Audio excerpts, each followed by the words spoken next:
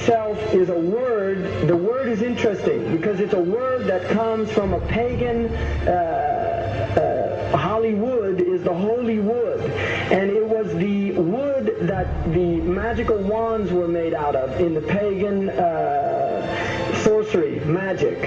And these wands were believed that the sorcerers that possessed them could put people into trances and control them. This is part of, this is symbolic, but it's also important to understand that part of what Hollywood literally does is it puts people into trances. It's a dream state. They call it the dream machine in the United States.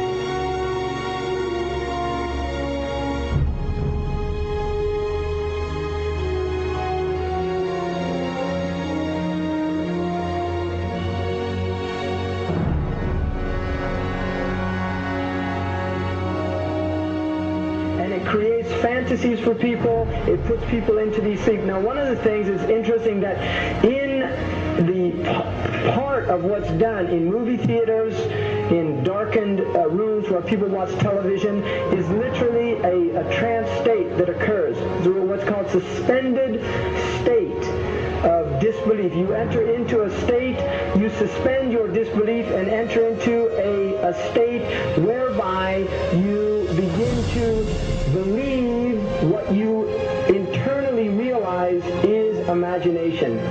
It's falsehood. Films are magic. It's just magic. You go and you watch these things and people get caught up in them. People cry during films, all this catharsis that takes place in these things. Many of the films, and this is an important element in the control mechanism, is literally allow people to go and have certain type of catharsis as a purging experience, which Aristotle talks about the necessary element. One of the necessary elements of tragedy is to create this cathartic experience. And this is why a lot of the films, especially also news and things like this is why news is very important in this culture. Everybody watches the news. They have this tragic, cathartic experience of watching the tragedies of others and then feeling safe and complacent in their own experience of this suspended state of illusory well-being. So these are very intricate and sophisticated methods. Now, I think it's dangerous, although there are elements, there's concerted efforts that take place, there's also a lot of people that have similar worldviews that aren't necessarily working together in concerted efforts.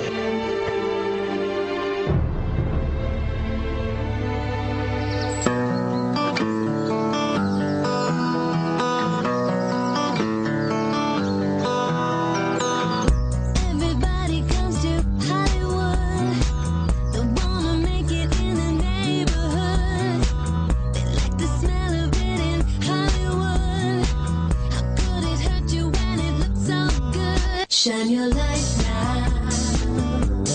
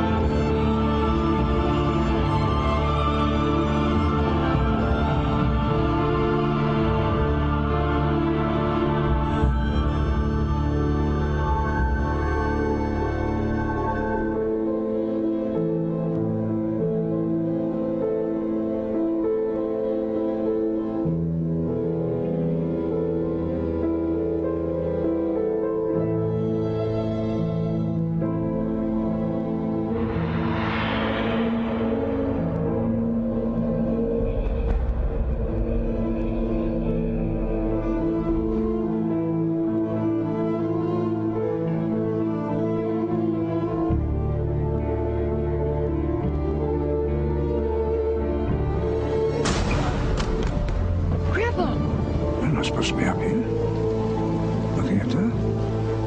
I just wanted to know. Well, you're old enough, I suppose. You should know the story. Okay, here we go.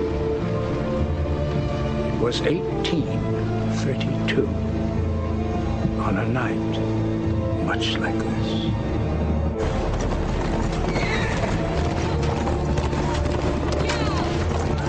Charles Carroll was the last surviving signer of the Declaration of Independence. He was also a member of a secret society known as the Masons, and he knew he was dying.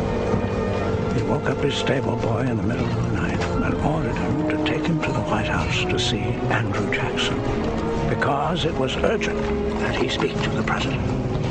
Did he talk to him?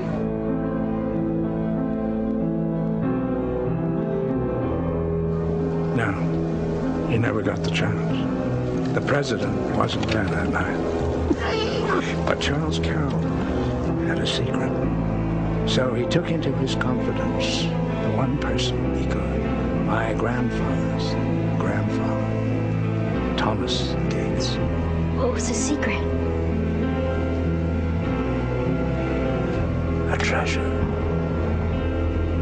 A treasure beyond all imagining.